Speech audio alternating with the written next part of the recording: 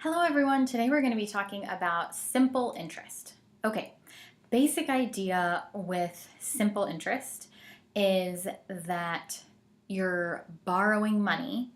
Okay, so usually you're going to borrow money and you use that money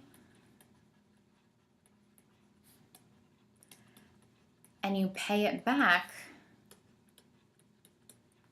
plus extra, which is the interest, and usually that extra is a percentage of what you borrowed.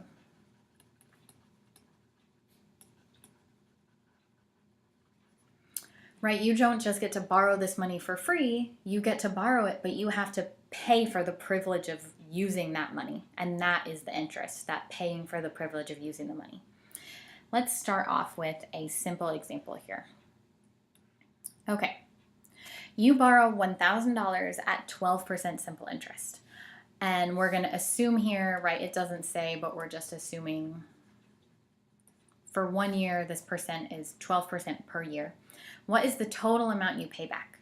Okay, well, what you're going to pay back, you're going to pay back what you borrowed plus the interest, which is 12% of what you borrowed.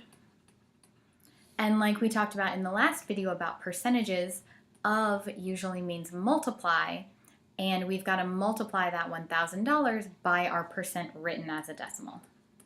So we've got $1,000, 12%, we move it over to the left, 0.12 times 1,000. And 12% of 1,000, we multiply that out and we get 120. So what we pay back is $1,120. And that's the basic idea, right? You pay back what you borrowed plus a percent of what you borrowed extra.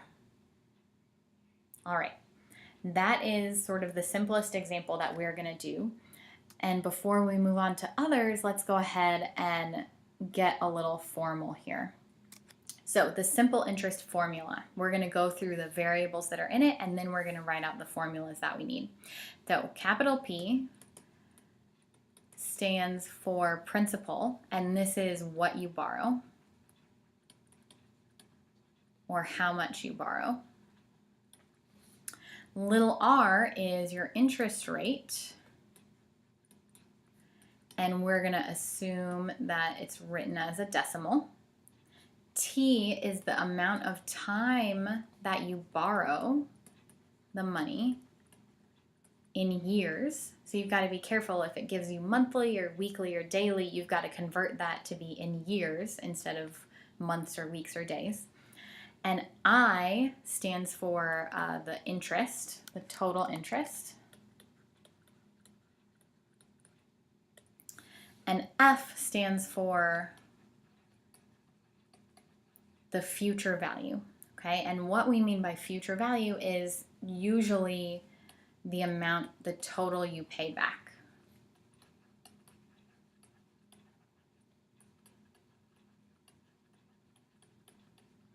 Okay, so as we talked about in the last example, the amount we paid back was the principal, what we borrowed, plus that interest.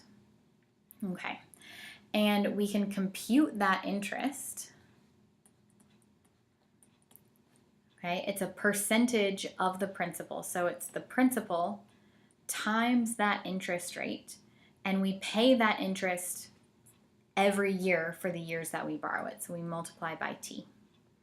All right, so we've got here is one main formula, and then we can write out F. Well, principal plus interest, we can write it as P plus PRT, and this is one that people like to use.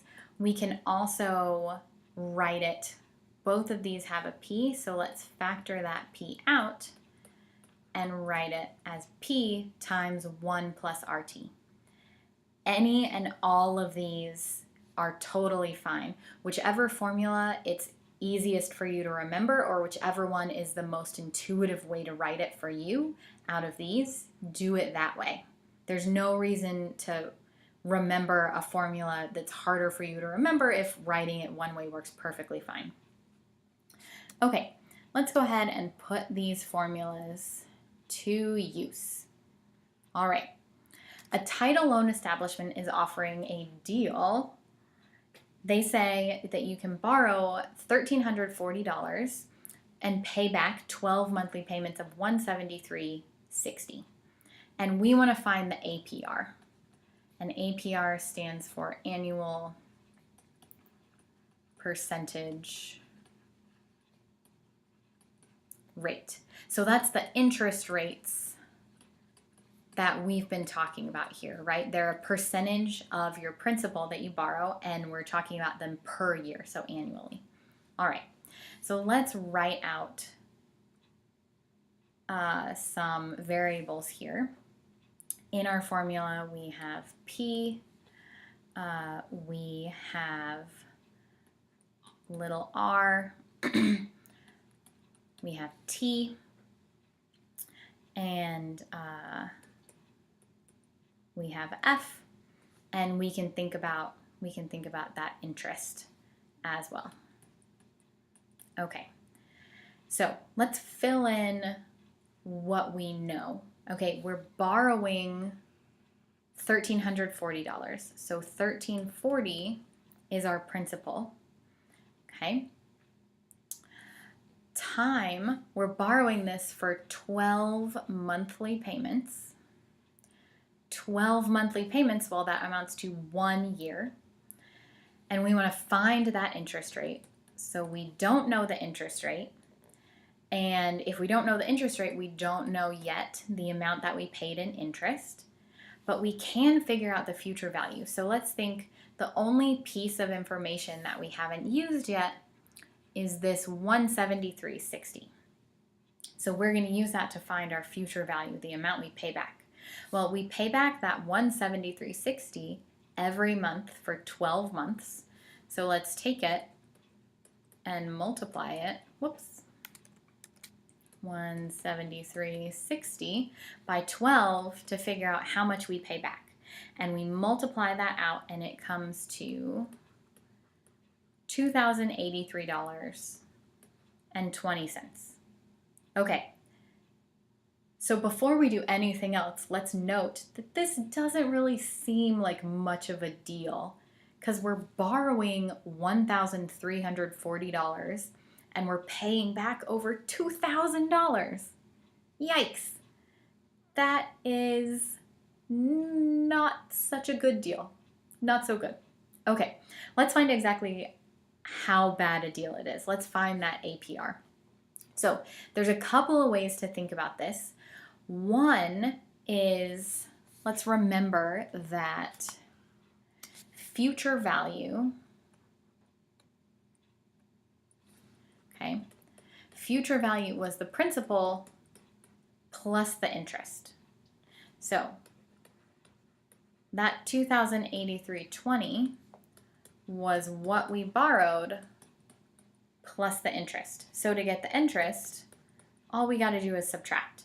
So $2,083.20 minus $1,340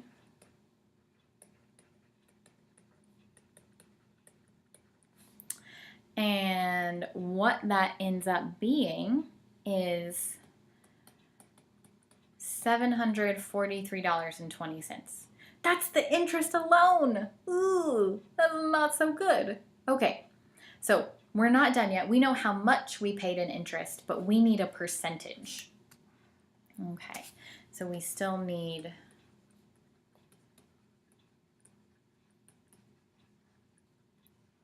a percentage. And there's a couple of ways to think about this. One way is we can go straight to, well, that amount that we pay in interest is supposed to be a percent of what we borrowed. So divide it out. And when we divide that out, we get 0.554626 and on. And let's go ahead and just round that off to 4 decimal places. So we look at the 5th one, it's below 5, so we keep, so 0.5546. And as a percent, that's 55.46% is the APR. That's the correct answer, but that's a really high interest rate. Okay, so that's one way to get it without explicitly thinking about using our formulas. But let's go ahead and see if we wanted to explicitly think about using the formulas, how we would do that. All right, so we know that formula is the principal plus the interest. And we know that we can write the interest as the principal times the rate times the time that we borrow it. Well, remember, we know our future value. It was $2,083.20. We know the principal. It was $1,340. We know the time. It was 1 year. And what we're looking for is the rate. So let's fill in what we know. Okay, F. $2,083.20. And then principal, $1,340. And principal times rate times time. So fill in 1340 and t equals 1. And now we've got a pretty nice looking equation with only one unknown in it. So we can go ahead and solve for that. And what we're going to do is isolate this part that has our unknown in it. So to do that, right, we're going to subtract the 1340 from both sides. And note that's exactly the computation that we did before. So that difference is 743.20. And now we've still got that 1340R over here. And now R is being multiplied by 1,340. How do we undo that multiplication? Well, we divide. So we divide both sides of our equation by 1340. So we're using the formulas explicitly, but we're doing the exact same computation that we did before. So whichever you're more comfortable with, sort of just thinking about it and going for it, or going step by step through the formulas, either one will get you that correct answer. So 0.5546 or 55.46%, which is a really horribly high APR. And that is all we're going to talk about for today.